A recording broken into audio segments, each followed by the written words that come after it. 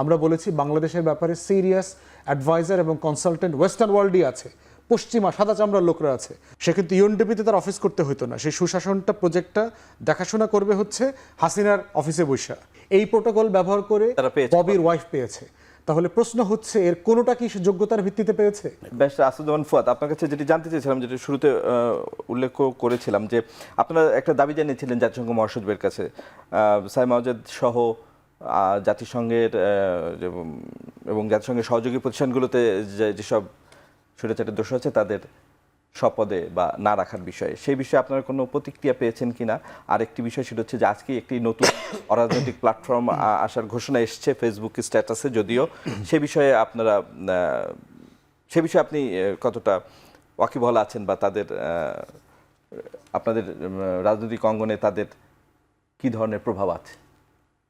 প্রথম কথা হচ্ছে যে জাতিসংঘের মহাসচিবের ওখানে মিটিংয়ে যেটা গণহত্যার যে রিপোর্ট এসছে, আওয়ামী লীগের ব্যাপারে, বিচারের ব্যাপারে যে রিপোর্ট আসছে, সেখান থেকে আমরা কানেক্ট করে যেটাকে এলাবোরেট করেছি যে বিচার প্রক্রিয়ার জবাবদিহিতা, স্বচ্ছতার প্রশ্ন যখন আসবে, যারা প্রতিবেদন দিয়েছে, যারা মানবাধিকারের পক্ষে আমাদের পক্ষে দাঁড়িয়েছে, সেই প্রতিষ্ঠানগুলোর ঘর পরিষ্কার করাটা শুরু করা জরুরি।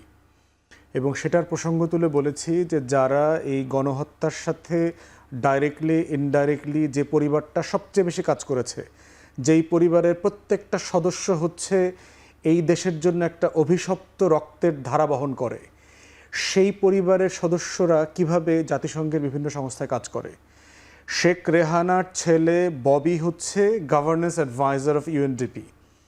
বাংলাদেশে যে ইউনাইটেড নেশনসের ডেভেলপমেন্ট প্রোগ্রামস যেগুলো আছে, এগুলোতে সুশাসন বিষয়ক উপদেষ্টা। এর থেকে হাস্যকর পদ $15,000 চাকরি আর কি হইতে পারে? এবং যেটার জন্য সে প্রাইম মিনিস্টারের অফিসে বসবে।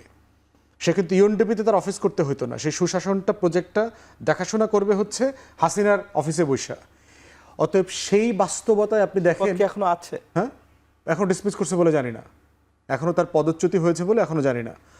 তাহলে প্রশ্ন হচ্ছে যে জাতিসংঘকে মাথায় রাখতে হবে যে, এবং আমরাও বিভিন্ন জায়গায় দেখেছি গত 15-16 বছর ইউএনডিপি অ্যাক্টিভলি বাংলাদেশের জনগণের আকাঙ্ক্ষা, গণতন্ত্রের বিপক্ষে কাজ করেছে। এবং এই ববি কি করেছে দেখেন, সিআরআইয়ের মতো একটা জঘন্য প্রোপাগান্ডা সংগঠন তৈরি করেছে, যার মাধ্যমে সে বাংলাদেশের গণমাধ্যমের টুটি চেপে ধরেছে। আমরা নিজেরা জানি বিভিন্ন টেলিভিশনে, পত্রিকাতে সিআরআই তার লোক বসায় দিচ্ছে। এছাড়া কার কথা বলেছেন? মানে দ্বিতীয় বলেছি হচ্ছে আপনার পুতুলের কথা বলেছি, যে WHO-তে যে এখন সাউথ এশিয়া এবং এশিয়া প্যাসিফিক ডিভিশনের দায়িত্বে বাংলাদেশের, আর মানে পুতুলের ব্যাপারে হইল যে এই পদে যাওয়ার জন্য সে শুধু বাংলাদেশ রাষ্ট্রকে ব্যবহার করে নাই, এই রাষ্ট্রের টাকাও সে ব্যবহার করেছে, এবং এটা fundamental abuse of the position as a state machinery. Third বলেছি হচ্ছে ববির ওয়াইফ হচ্ছে ইন্টারন্যাশনাল অর্গানাইজেশন ফর মাইগ্রেশন, যারা ইমিগ্রেন্ট মাইগ্রেশন নিয়ে কাজ করে, সেখানে প্রত্যেক রাষ্ট্রের হচ্ছে প্রোটোকল, মানে পজিশন থাকে, যে ধরেন এই পদের জন্য এইবার আমরা দক্ষিণ এশিয়াকে দেব, এই পদের জন্য এবার বাংলাদেশ পাবে, এই পদটা এইভাবে পাবে। এই প্রোটোকল ব্যবহার করে ববির ওয়াইফ পেয়েছে। তাহলে প্রশ্ন হচ্ছে এর কোনোটা কি যোগ্যতার ভিত্তিতে পেয়েছে? করে নাই।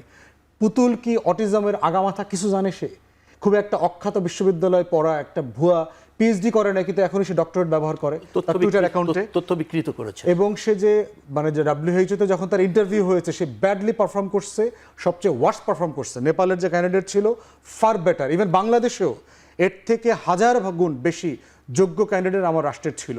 তো যারা বাংলাদেশকে ছোট করেছে, তারা যারা মানবাধিকারের বিপক্ষে এবং গণতন্ত্রের বিপক্ষে দাঁড়িয়েছে, আমরা বলেছি যে বাংলাদেশের ভিজিটে এসে আপনাকে এইটার এই স্বচ্ছতার দায়িত্ব নিতে হবে, এবং তিনি এইটা নোট নিয়েছেন। পাশে দেখলাম যে এই বিষয়টাও দেখবেন। দ্বিতীয়ত আমাদের পক্ষ থেকে আরেকটা জিনিস বলেছি যে জাতিসংঘের সেক্রেটারি জেনারেলকে অ্যাডভাইস করে বাংলাদেশ বিষয়ে ইন্ডিয়ানরা, এবং আমরা বলেছি যে এবং এমন এমন ইন্ডিয়ান, পশ্চিম বাংলার বাঙালি, যার সাথে বাংলাদেশের সুশীল আওয়ামী ঘরানার বিছানার সম্পর্ক পর্যন্ত আছে।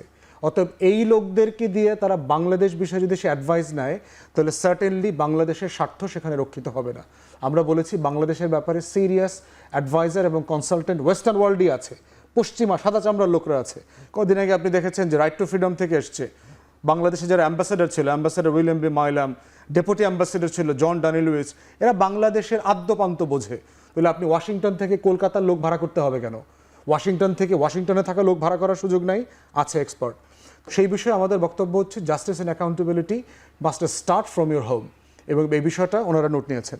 দ্বিতীয়ত আপনি যেটা প্রশ্ন করেছেন যে নতুন উদ্যোগের ব্যাপারে, সেটা হচ্ছে যে বাংলাদেশে একটা ওপেন স্পেস তৈরি হয়েছে, রাজনৈতিক আকাঙ্ক্ষা তৈরি হয়েছে, এবং যে কোনো বড় পরিবর্তনের পরে যেটা হয়,